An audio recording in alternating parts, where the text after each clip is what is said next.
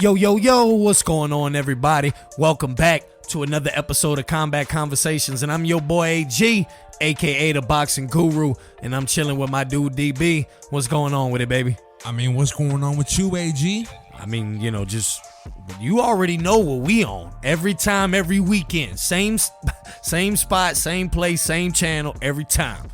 Combat Sports Weekend, bro. So, the kick heard around the motherfucking world. Bro, let's just not even waste no time. Cut the bullshit. Don't even. All right. Let's break it down. Get into it. Don't even gotta break it down. We gonna break it down. But my goodness, what was the energy level like when that happened? You know, I told you when we was in the studio, because we was watching the studio. I'm like sitting there thinking to myself, I'm like, if you watch enough of these fights and you just follow it, you never know, just one night shit might just pop off. Shit popped off in this situation like none other. I mean, that kick, what the fuck? I don't want to say, you could say it's out of nowhere, but here's what I like about it. Here's why I absolutely love it. Is because that what makes MMA the best sport in the world. The technique in which he delivered the shot. Wasn't wailing, wasn't going for the haymaker. Listen. Okay, it was also the way he set it up. No, that's my point I'm getting at. We know he needed the knockout. Oh, yeah. Okay, so he needed the knockout. He was down 4-1 on the card. So what do you do when you're what do you do when you need a knockout? Sometimes you get careless, you get reckless, because defense has got to go out the window. I need offense right now. I need to deliver a knockout to win this fight. Okay? That's not exactly what kind of happened. You didn't really see the intensity. Who was it that said that was it DC? No, it wasn't DC. It was the other fellow on there. John Anik? Yeah, no. It's the side reporter that you only hear from. He's like I forget his name. He's like the Chris Mannix, for MMA. Yeah, Dean Thomas. He ain't that bad. But yes. I don't know his name. But anyway, he was talking about how Leon looked like a defeated fighter because he wasn't listening in the corner. He kind of was. His attention was strayed, so there was no intensity. And even John Anik says something. He's like, "Look, the best thing for Leon to do is, just walk away. Like, hey, I didn't get finished in a championship fight. Like, they were basically telling him to stick with a moral victory." Right, stick with the moral victory. And so, again, alluding to my original point, was that he didn't come out with intensity and really actually kind of, throw haymakers and then all of a sudden try to get the knockout. And it's like, it was almost calculated. It really was. He was still sticking to whatever game plan him and his coach. And hey, real quick, shout out to his coach, because, unlike, trainer tracks. Trainer tracks. You can actually hear what some of these coaches are saying, at least like those that speak English. But even then, they got transport. But anyways, shout out to Leon Edwards' coach, because you can hear him in the round. He's basically yelling at him. He's like, bro, quit fucking feeling sorry for yourself. He's like, you got to let your hands go, Leon. You got it. Bro, quit doing what we were originally going to do. And bro, just start throwing combinations, start throwing punches, let your hands go. We need a fucking knockout. Beautiful. But that's the thing, he wasn't getting that bullshit fed to him on a silver spoon. No, hell no. Okay, so again, now, it almost seemed like you said, the technique that Leon was trying to do this the whole fight, working around it, and it wasn't until the last round where Usman might have felt like he was cruising, and then that's why it got snuck in there. But I tell you what, that left he showed to get that kick, that was like a feint. He threw that. Oh, it was on something pretty. That's what made Usman lean into the kick, and when he did, oh my God, he was out, bro. He was out. Fucking lights were out. Bro, who knew that Usman was late on the LG&E payment? Hella late. He was he's a meme now, cuz. Here's the thing. They need that on FanDuel, DraftKings, fucking BetMGM. They need, before big time fights, they need a bet whether or not somebody will get made into a meme by the end of the fight. Because who would have thought that fucking Usman would be a meme by the end of the fight? In a negative way. Not even a positive way, in a negative way. The way, bro, he looked like he was looking at the heavenly stairs. Like, I'm coming home to you, Lord. Like, I'm coming home. I'm home. Man, I tell you what, man, that was a hell of a fight card. You know, it was decent, like you said. It was decent card. Your man's didn't perform like you wanted him to, Jose. No, I really thought that Jose would come out and would actually, show like another spark in it, but shit happens. And hey, he had a nice run. He had some nice wins. Nothing to be ashamed about.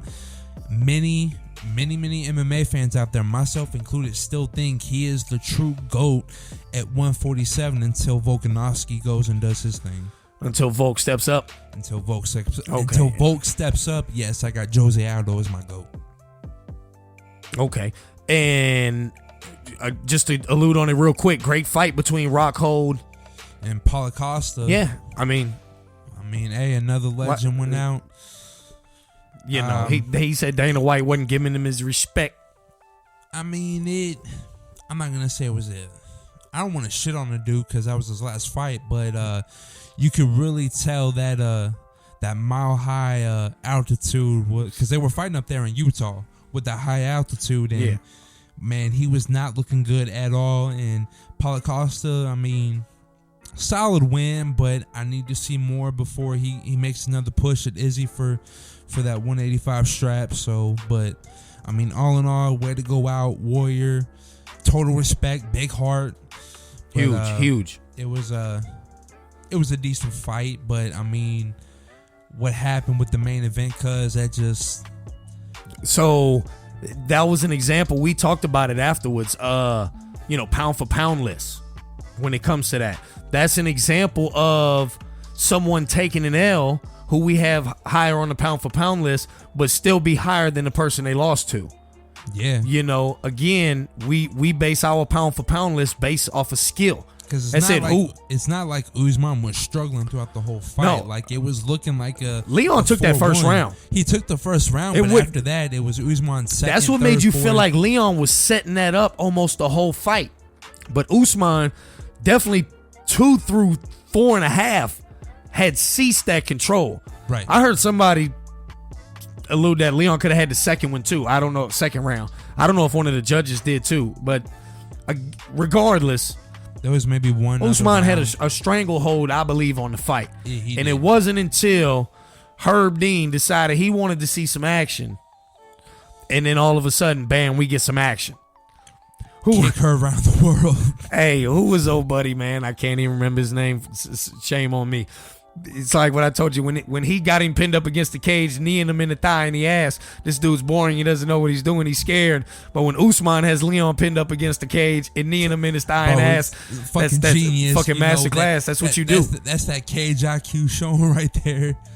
Right. That's that double standard right there. But we got another great fight night coming up. Dana White, shout out. Man, listening. Look, hey, we want to shout you out since you're listening to that Combat Conversations, Dana. Bro, like, holla at us. People think we're just bullshitting, like dead man, ass. Look, it's like we call it. We call it. Get your pen in your notepad. Dana actually listens to us. I really do.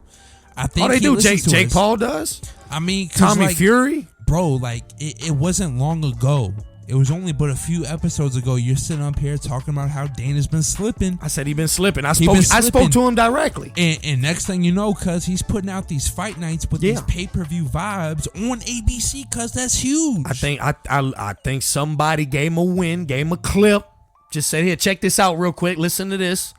Bam. And he's like, you know what? He's not doing this strictly because you and I said something. Oh, right now. It's the vibe we feel. And we speaking on, we got word in the ears in the streets. We ain't the only ones feeling the way we feel, thinking the way we think. So once you get the vibe. That's why social media and podcasts, That's why they could be real influential, because Dude, they're those hella who are influential. doing it are getting a feel of what the masses may want, may think, may believe. So those are the vibes that you get when you listen to little clips of what's going on. And we part of that. And I think somebody was feeding him a clip, said, check this out. And he's like, you know what? The fight night's got to step up, because we slipping into that boxing realm right now. And I think Dana White woke up one Sunday. Best believe we're going to talk about that later on. So since we got one coming up, this coming Saturday, Cyril Gane versus Tuivasa. Tuivasa coming in on a 5-fight win streak, and not just that, but his last outing. I mean, woo, the way he slept Derek Lewis. Yeah. And then you got Cyril Gane coming off his first loss after winning his first 10 in the UFC. So you know he's gonna be looking to bounce back. And yeah, and then let's not forget how high you were on him. You know, I likes him. I fucks with him too. But that was your man's though. That was your next. Okay, so back when he fought Francis, because when we did our pre-fight predictions, I basically told you like he was gonna fight Francis from the outside, like he wasn't gonna engage him. I still think his footwork was better. I think he's just a better tactician, and I felt like that's what he was gonna do the entire fight. We're 2 rounds in, my prediction was coming true. And, to use your favorite word, that residuals. From when Francis was working with Kamaru Usman, who at that time was pound for pound king, looking like he's unstoppable and shit.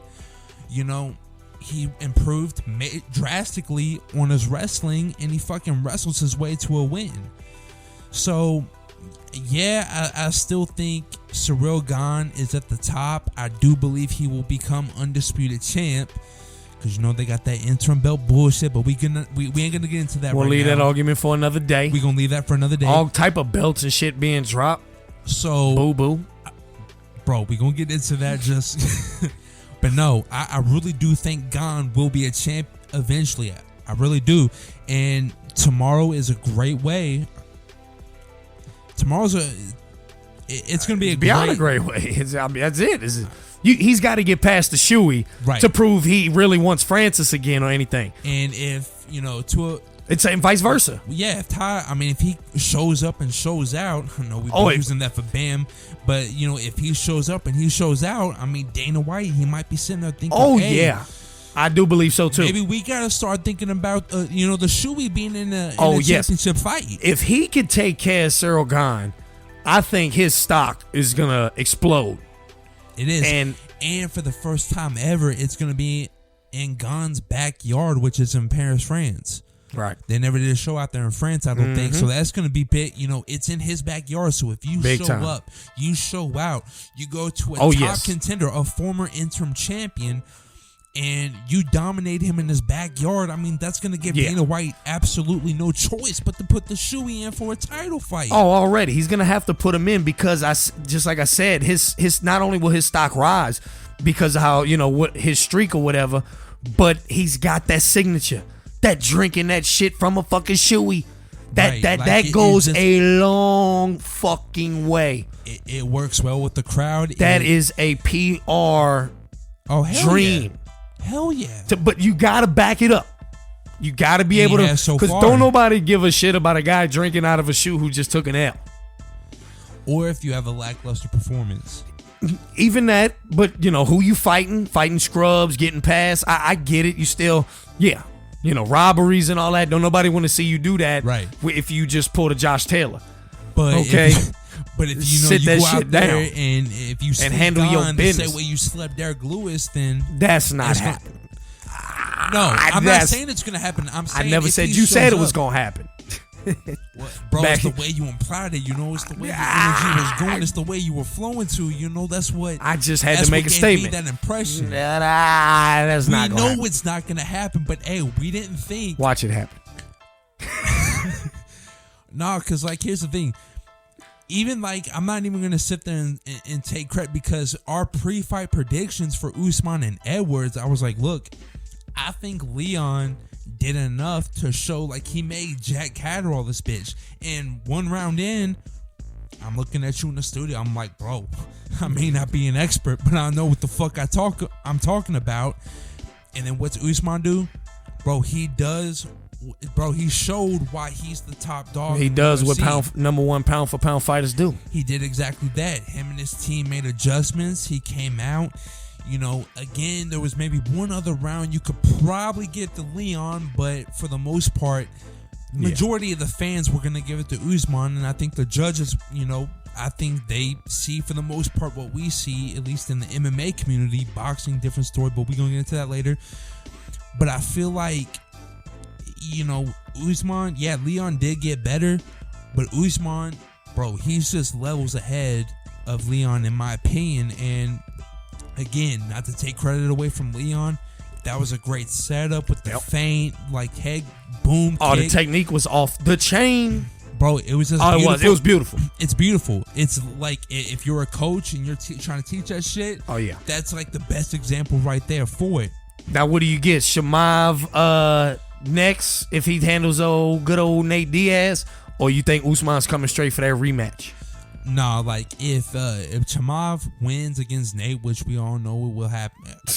Well, I mean, we all thought Usman, but hey, you never know. No. Let's take that back. To just what you was just now alluding to. We had mad respect for Leon Edwards. We knew if Usman is number one in that division, Leon Edwards is very well could be number two, at worst, probably number three. I still had Kobe at number two, at least in my opinion. Okay. But, I mean, no. You could argue. Leon wasn't a scrub by any means. No. And yes, deservedly so where he was. I thought he was going to Jack Cattle all this shit in.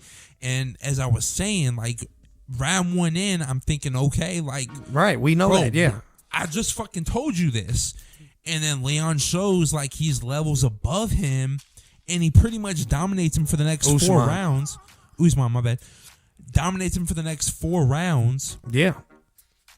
And then, like, what do you know? It's kick her around the world. But again, back to the Nate Diaz. It's not.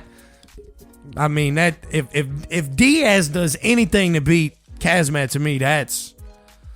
You thought Leon Edwards was get out your seat. It doesn't. I mean, because it's one of those where I feel like we know Nate is not gonna outdo him in anything. He's not gonna outbox him. No, he's not gonna outgrapple him. He's not gonna out nothing. So he's not gonna win on the scorecards. No. If Nate wins, it's gonna be by knockout or submission or somewhere along those lines. It's not. He's gonna have to catch. He's not gonna beat break. that man on a scorecard. No. 50-45, 49-46. It's not fucking happening. No. Okay, so I'm just letting you know that if Nate Diaz gets the dub, he's gonna have to catch him. You thought we jumped out of our motherfucking seats for Leon Edwards just now. Bro, we'll probably flip out of our seats. I don't fucking know. It literally like, I don't know. Joe will be falling out of his fucking seat. But no, like even if that was to happen, which we know it's not, when Chimaev wins, he's going to have to wait a while because I feel like they're not going to do an immediate rematch, which I wouldn't have after what Usman did, 15 straight fights, however you may feel about that, 15 fights is 15 fucking fights. He might step aside, take a break, get the winner Edwards, and he might be willing to do that.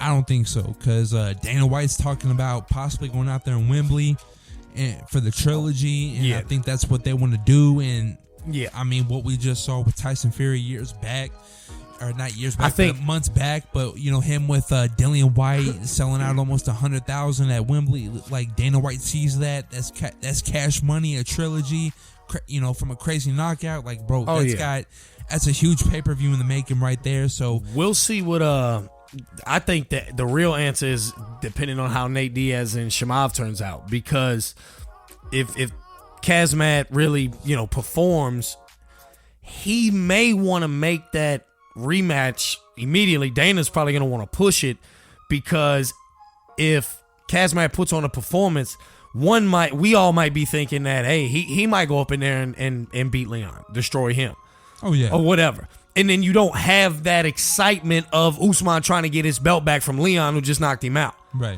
Then you would have, Chimaev, Khamzat as your champ. So you'd have a whole new story back to maybe where we was a little bit ago. But I really do think if he shows up and shows out and whoops Nate Diaz's ass, like we basically all expect him to do, I think that certifies the Usman rematch. Because you can't take that chance of them demanding Khamzat to fight Leon Edwards and him beating. Then you don't have that thrill no more. That's it. Simple as that. No, I agree, and that very well could happen. Very well could. So UFC's been on a roll. Shout out Dana White. Already shout out the UFC. It is what it is. Keep listening. Yeah. Keep listening. And Bellator MMA, AJ McKee, Pitbull on the same card. They coming back up. We definitely going to be talking about that. We don't abandon Bellator. You know, Bellator's on the rise. They got a couple fighters that's worth talking about. MMA, they caught wind of the run. This is the run. MMA, they caught wind. They're going on their own Dana's run like, you now. know, that somebody gave him a clip of it. You know what?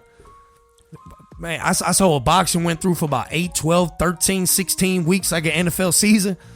We need that. Now all of a sudden, big time, and next thing now all of a sudden, we getting fights on ABC. We getting high quality championship fights. We're getting quality pay-per-views. Like, bro, MMA is. And what was it you told me the other day, bro? It's the only time you're gonna hear me say this. It's the only time.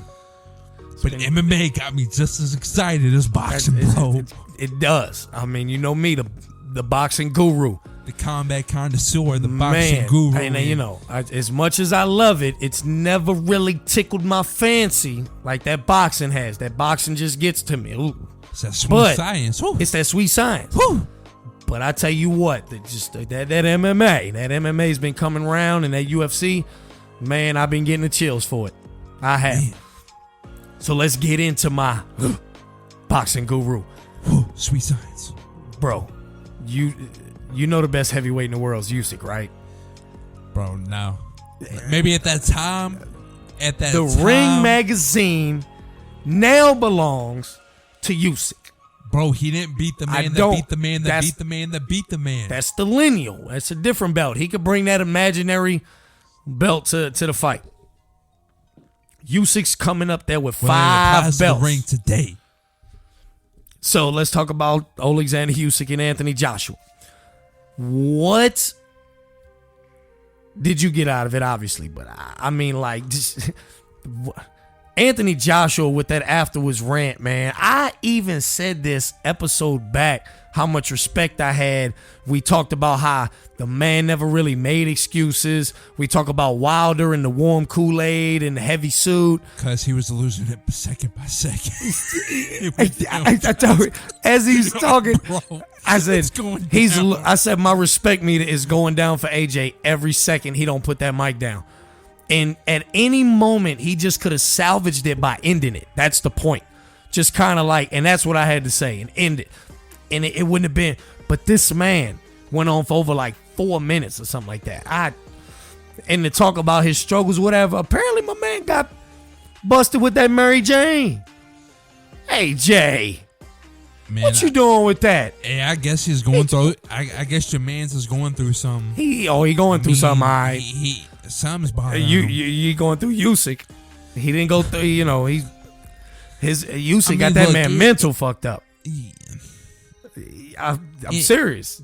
He did a just better like Cambosis job. Fucked up T up. He did a better job this fight than the first fight, but I mean, and early on in the fight, you know, yeah, I did have it kind of close, but then as the rounds went on, I mean, Usyk was clearly separating himself from AJ.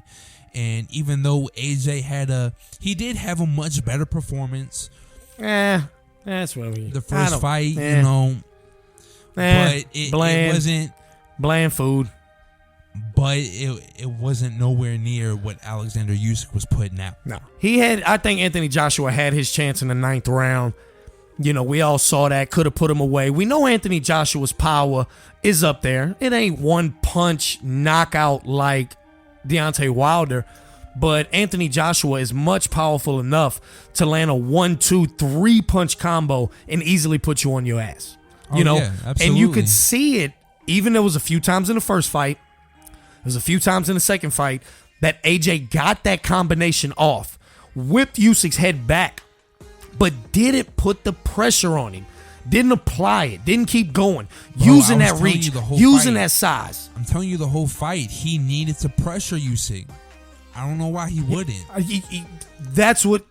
Yeah, he has all the athletic advantages, but yet he still needed to apply pressure and get on the inside. We know boxing from the outside with him is not what you want to do. You're not good enough at that. He admitted it afterwards. I mean, we're even going to use his own rant against him. He don't have the stamina. I'm 17 stones. What the fuck? That's not our fault. If you know you 17 stones, then don't try to play that shit. Bro, you gotta go up in there and make it a dogfight. Bro, you got Fury who's 6'9" and can go all 12 rounds easy. Like, there's no reason with as good and as great shape, amazing shape that AJ's in. There's no reason why he can't go a full 12 rounds. That's a fact of the matter. That is a fact of the matter. You know? Can't tell me that there's a 6'9", 270-pound guy he can do it. Move like a middleweight, go all 12 rounds, and then there's you who. You know, there's a lot of fans out there that think he's like the perfect specimen. Like, if you were to look at what a heavyweight champion is supposed to look like, it's AJ. Mm-hmm. And you're going to tell me that a guy who's built like that can't get stamina and go all 12 rounds? Bro, come on. I'm not buying that. No, and it's not. It's a lot of it's mental to me, and you've seen the mental breakdown, and he's admitted, and we're going to get into fucking AB here in a second, too. I think there's a little bit of denial because it's like he just can't accept the fact. Because if you look at some of the clips that they've been showing on social media, you know, AJ's up in Usyk's grill. Basically, he's like, how did you beat me? Like, you have no... You right. No, I mean, you know... How did you beat me? He's asking rhetorical questions. It was kind of, like you said, hurtful questions. It's kind of, like he said, he wasn't... It's a little bit of denial. The way he asked it, yeah. I don't think he can accept the fact that Usyk is just a little But this bit is the better first than time him. he's really showing that. And no, because he probably, like you said, he ran into a guy that he knows is better than him. And it's hard for him to take it. He could take the Ruiz in stride because... he knows he got caught with one punch. Usman with the kick if he comes back. You know, like, I'm a better fighter than this guy. Came back.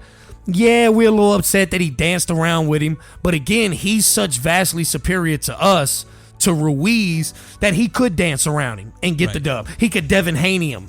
You know what I mean? But and that's all he did. He can't do that against Usyk. He didn't do anything special against Ruiz. Like, he just basically jabbed him from the outside. No, that's it. For all 12 rounds. But then when you have a guy like Usyk, who's damn near like extremely talented, who's slick and can jab and has amazing footwork and amazing ring IQ and like he can do all these things, and it's like he doesn't have his number, and it's frustrating.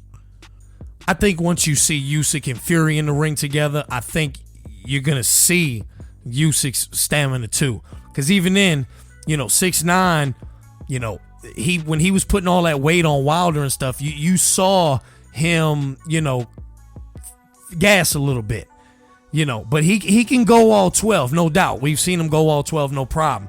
But man, if Usyk don't look really good in those championship rounds, you know, so I mean, it's tough, man. You know, you can't really argue with somebody if they really think Usyk has a legitimate shot at dethroning a Tyson Fury.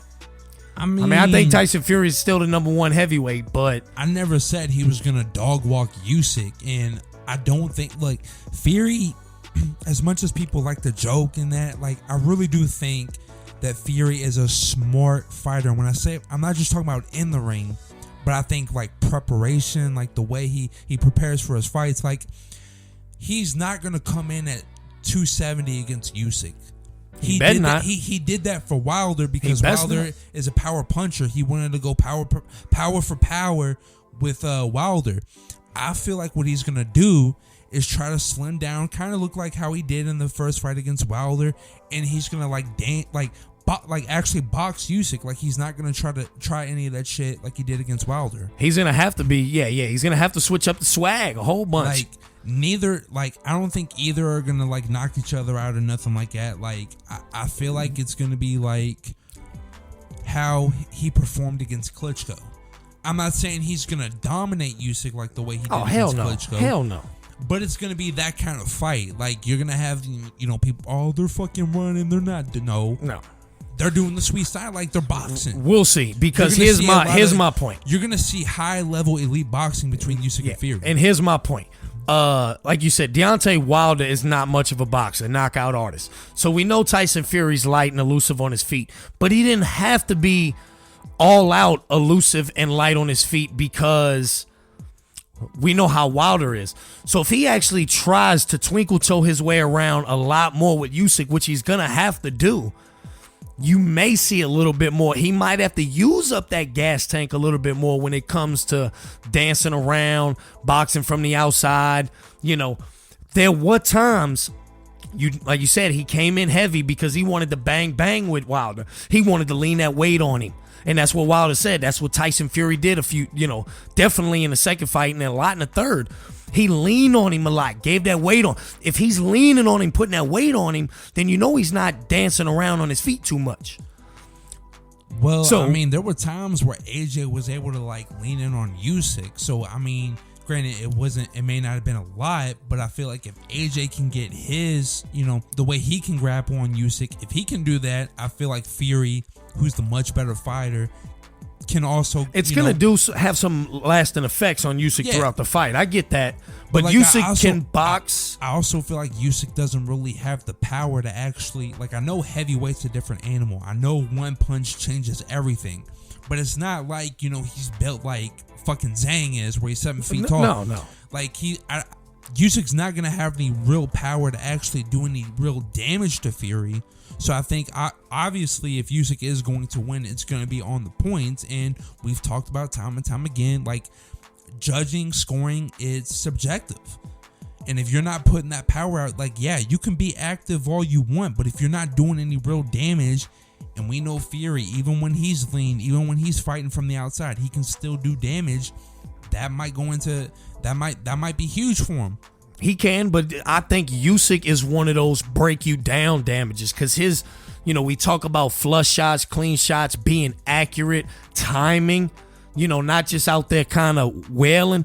Usyk really knows. We talk about footwork. Usyk's one of those footwork kind of guys, man.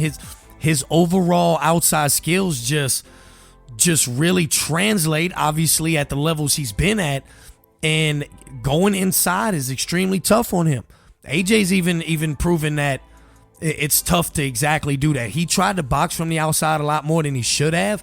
But even when he went inside, there's a lot of times Usyk was skating through. And him and Loma, obviously everybody likes to compare them.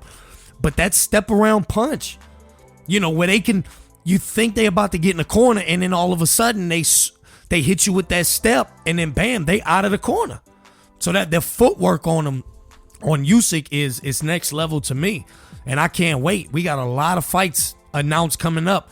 I just mentioned Bivol versus Zurdo.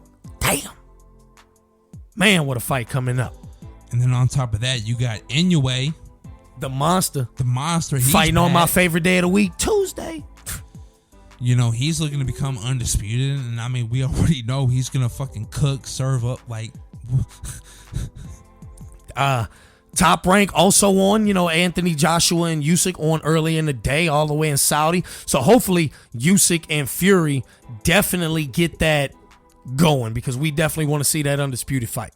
Needs to see that undisputed fight. Be the first time in 19 years. Yeah, that is a fight that I think can be made and will be made. Might even be announced before Spencer Crawford. Bro, that's sad. That'd be a sad, sad moment. Would you tell me on social media? It's a fucking shame that this question had to be asked. It's a shame that the question had to be asked. Which fight's going to get made first? Fury, Usyk, Spencer Crawford? So 2 under the radar kind of fights. One of them would have been way above the radar had my man's been in the fight, but AB had to back out for personal reasons. Bro, he's somewhere laughing his ass off. We'll get it. Let's get into him first. We know AB's kind of kicking himself because my man Sergey Lipinets just went up in there on a week's notice and went in there and handled Omar Figueroa. I maybe like Figueroa. Colbert. Oh yeah, gave him that Chris Colbert treatment. And Figueroa, man, he lashed out on AB afterwards, talking about stop using that shit and all that. And he got worked we know AB somewhere kicking himself. Bro. I mean, can't wait to see him come back, but he definitely, man, I know he was somewhere smiling after he saw that ass whooping that Lipinets was giving him. But also really? Like, damn, that should have been me up in there. I knew I shouldn't have backed the fuck out. Shit. But again, good card, PBC, we got a fight coming up. Ruiz, Ortiz, a fight we've been asking for. Finally getting it. Getting it. Title eliminators. And we talk about how we read fighting possibly the winner of Deontay Wilder and Helenius. It's going to be, here's what I don't want to see. But again, it's not just because we don't want to see it doesn't mean if we want to see something else, it might not be as good. What if Ortiz goes up in there and really handles Ruiz? We don't necessarily want to see Ruiz versus Wilder anymore. That takes away from Ruiz's stock. Right. So since we up on this, I still think one or two ways. I just don't know which way I want to go. Either Andy Ruiz to me is winning by knockout, or Ortiz is going to beat him on the cards. I don't know. Ortiz is just, he might be shot, man. That chin might be gone. Charles Martin and them exposed it. Now, he busted Charles Martin fucking ass, and Ortiz pulled through. But Charles Martin exposed Ortiz's chin. Ortiz's chin shot. He's 42. He's 40 fucking 2. I mean, not everybody can be Triple G and have that. Not everybody can be chin. Triple G. Who's about to shock the world here in about 3 weeks? On the bright side, at least it's not like Amir Khan's chin. It might not be that bad. We'll not find that out. Bad, but I mean, yeah, obviously it's still bad. Bad enough. It might be bad enough to be exposed by Andy Ruiz. And we know Andy still got hands. Andy got hands. Andy got fast hands. And that's why I think we've been asking for this fight. We have. Has Al Heyman and them been listening to Combat Conversation? No. Nah, they don't. Nah, after the way we call them out on their bullshit, we know Uncle Leo and them don't want none of this smoke. We be blackballed by PBC, bro. They don't want this smoke, bro. They don't be putting us on the airways, cuz. Nah, AB mad. The FPP, Floyd Protection Program. We've been knocking on the door. Can Tank come out and play for a while now? Bro, I mean, I really don't want to see Tyson Fury and Deontay Wilder for fucking we definitely probably not going to see that. I think Fury will definitely retire before we see a fucking Fury Wilder fight. I don't know. You never know. If the money's there. You got these two title eliminators, and I just feel like, there's only. I'm not the biggest WBC fan, but it's like, bro, it's like they're kind of making it a way where Deontay Wilder is back again in that mandatory position. And to me, there's only one way he's getting that mandatory position. There's only one way that fourth fight even gets talked about, is if he has 2 knockouts in a row. If he knocks out Helenius and then knocks out the winner of Ortiz and Ruiz, and God forbid Ortiz beat Ruiz and he knocks out Ortiz for the 3rd time, we might be talking here.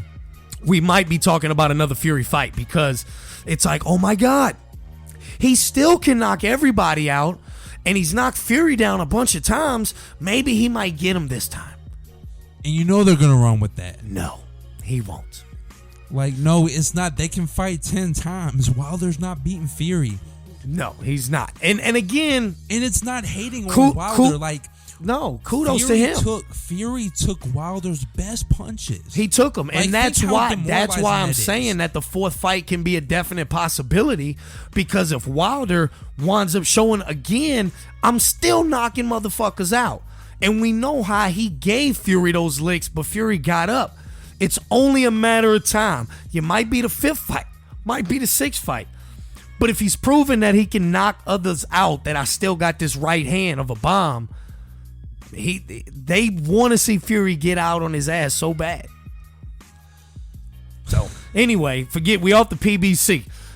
AB mad he didn't come back. Lipinets looking good at 140.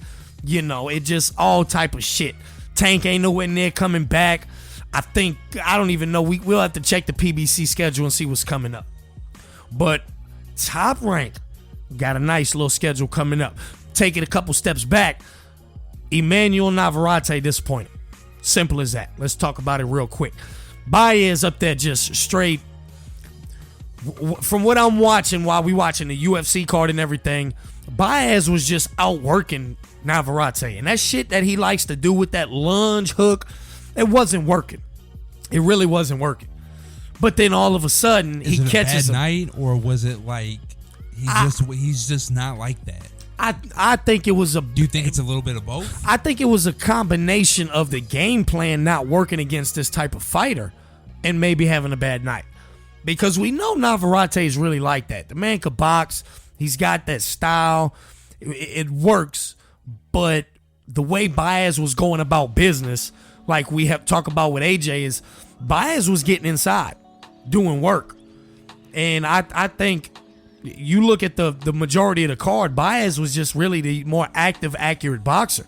Then Navarrete lands one of these beautiful, beautiful body blows, and my man's can't help but take a knee. One of those types. So, again, all that clamoring before Navarrete Shakur, I feel like after that performance, we kind of need to put that to bed for sure. Yeah.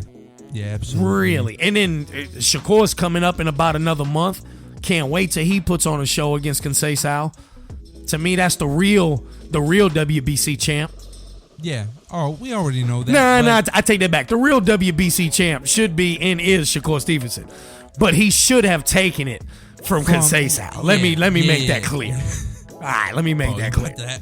Yeah, almost. Yeah, I was on the edge on that one.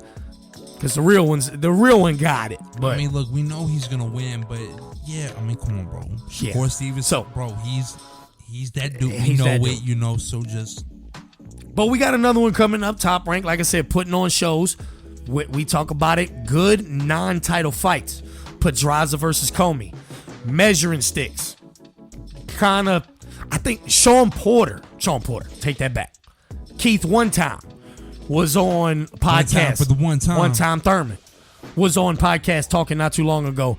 And he talked about how, fight, even though two fighters may not have fought, they have mutual opponents, and y'all mix it up. How did he do against this guy? How did he do? That's how we base and judge on who we think would win the fight between the two. So he used kind of Errol Spence as an example, how he had fought a few fighters he fought, and now he hasn't fought Ugis. So he would like to fight Ugis to see how that would go based off of how Errol Spence performed. Again, you and I know, and many of y'all listening know very well, that triangle theory in combat sports is a formula that just don't pan out. But regardless, it don't pan out. That's how past performance is how you predict future outcomes. Right. So regardless how you slice this pie, you still look back. So with that triangle kind of theory, you still have a good fight with Richard Comey and Pedraza because you want to see where guys stand. Does that look good? If Comey comes back and looks good, Loma put him away easy. Former champ makes that win when T.O. beat him look good. But if Comey's on a downhill, if Comey's on a downhill, it's like, well, Loma caught him. Trash can for Loma. Loma caught him on a downslope anyway, type shit. Right. You know what I mean? So it could be one of those things. But that's definitely a good fight coming up. But the next week, I mean, an all-female card, bangers. Hey, Clarissa Shields, the GOAT. We've said it time and time again. Women be putting on them cards, club. The GOAT is back in action inside the boxing ring. He's like, load this fucking guy. Whatever. Yeah, okay. But she is, though, against Savannah Marshall. And we got a double. Yeah, it was. And we got a double header banger with Michaela Mayer and Alicia Baumgartner. That one's going to be fireworks. That could very well be its own fucking main event on its own card. And yet we getting a double header just like that. Shout out to Top Rank. Shout out to the women. Shout out to the ladies. I mean, bro. Big time. Big ups. Bro, fellas, y'all got to take notes. Like, look, in the UFC, women's, they always, bro. They bring the heat. They, like you said, they bring the heat. But, like, in boxing, I feel like in terms of, the best fighting the best, fights being made, like, why are the ladies this far fucking ahead? But it's like setting that guys back precedent, here, bro. Like we just bro, fellas gotta step it up. Fellas do gotta step it up. If Terrence Crawford and Errol Spence were females, this fight would have been made. Without and taken care of. question. So, in the long run, again, great cards coming up. MMA on an absolute roll, tear. UFC got Shuey coming up with Cyril Gane. Kazmat coming up fighting old Nate Diaz. Boxing World coming up. We got Canelo right around the corner. I mean, there's a lot of fights. Shakur, Young King right around the corner. Great women's fight next week. It's just banger after banger after banger. I mean, shit, dude. Hey, and your boy Regis finally getting that title shot. My man Regis, we already know. I believe I got to get a date so we could definitely hash this out. But I needs to know when this purse bid is, because I need a date. I need a date. I need these tickets. I might have to see what's up. Oh man, you trying to fuck around and go? I might have to fuck around and go.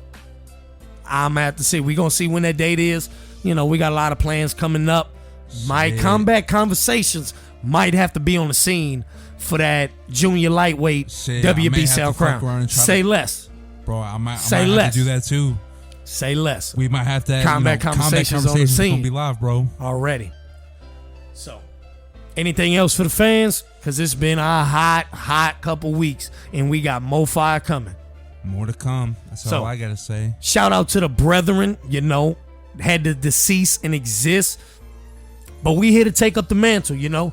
Chill this podcast out. That's all we do. We chill, bullshit, talk our shit, and that's it. We give you the facts, though. We give you the facts, and not to mention basically everything you need to know in the right fashion. I mean, we've been calling it.